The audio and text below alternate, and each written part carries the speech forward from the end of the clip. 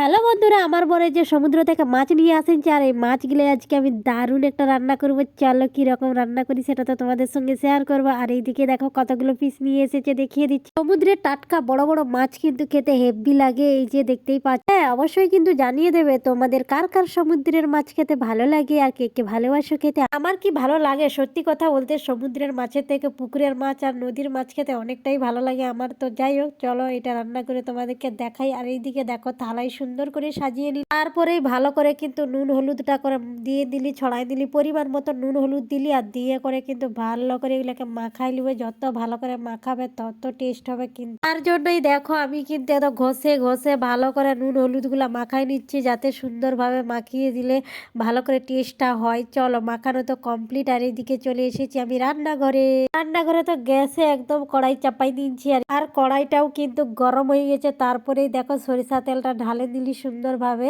সরিষা তেলটা গরম হয়ে আসলেই কিন্তু আমি দিয়ে দেবো এর মধ্যে মাছগুলা। আর সত্যি কথা বলতে আমি হাতে করে মাছটা ছাড়তে আমার অনেক ভয় লাগে, কারণ এত তেল ছিটায়। যেহেতু তেলটা একদম গরম হয়ে আছে তার জন্যই দেখো আমি খুন্তিতে করেই কিন্তু মাছগুলা ছাড়লি। আর এই যে দেখো নাড়ে চাড়ে কিন্তু আমার মাছ ভাজা প্রায় কমপ্লিট। এই দেখো আর দুটো আছে, তো ওই দুটাকেও কিন্তু ছাড়ে দেবো। তেলটা যেহেতু গরম আছে ভাবছি এই দুটাকেও ভাজেলি আছে। আচ্ছা বন্ধুরা, এটাই কিন্তু জানাবে তোমাদের মাছ ভাজা খেতে ভালো লাগে না রাঁধা খেতে ভালো লাগে। এদিকে আমার তো মাছ ভাজা কমপ্লিট। আর এদিকে দেখো ওই তেলের মধ্যেই দিয়ে দিচ্ছি পাতলা পাতলা সরু সরু করে কাটে আলু। যেহেতু ঝাল বানাবো মাছের তার জন্য আলুগুলাকে লম্বা লম্বা করে কাটে ভাজে নিলি। তারপরে ওই তেলেই দেখো দিয়ে দিচ্ছি পেঁয়াজ কুচিগুলাকে ভালো করে লাল লাল করে ভাজে নিবো। আর ভাজে লিয়ার পরেই আমি দিয়ে দেবো এইদিকে টমেটোর কুচা দিয়ে করে ভাজে নিবো। আর ভাজা হয়ে গেলে তারপরে আদা বাটা রসুন বাটাটুকু দিয়ে দিলি, ভালো করে কষাই নিবো। কষাই তারপরে অল্প একটু জল দিয়ে দিব। মশলাটাকে যত ভালো করে ভাজা হবে তত কিন্তু তরকারির টেস্টটা আসবে। তার জন্যই কিন্তু দেখো এদিকে। আর এইদিকে গুঁড়া মশলার মধ্যে আমি দিলি হলুদ গুঁড়া, লঙ্কা গুঁড়া, জিরা গুঁড়া, তারপরে অল্প একটু জল দিয়ে কিন্তু ভালো করে যে ভাজে নিব। আর যখন এই তেলটা ছাড়া হয়ে যাবে তখনই কিন্তু আমি এগুলাকে ভাজে ভাজে করে তেলটা ছাড়ে যাবে। দেখতে পাচ্ছ মশলাটার কত সুন্দরভাবে তেলটা ছাড়ে গেছে। তেলটা ছাড়ে আসলেই কিন্তু মশলাটা আমার ভাজা কমপ্লিট হয়ে যায়। তারপরেই দেখো তেল ছাড়ে যেহেতু গেছে আমি অল্প পরিমাণ মতন জল দিয়ে দিচ্ছি, মানে যতটা লাগবে আর কি জল ততটা দিয়ে দিব। তারপরেই দেখো যখন এই ঝোলটা টকবক করে ফুটবে তখনই কিন্তু মাছগুলো একটার পর একটা ছাড়ে দিতে হবে। তো আমার টকবক করে ঝোল ফুটে গেছে। আর এদিকে আমি মাছগুলো ছাড়ে দিচ্ছি।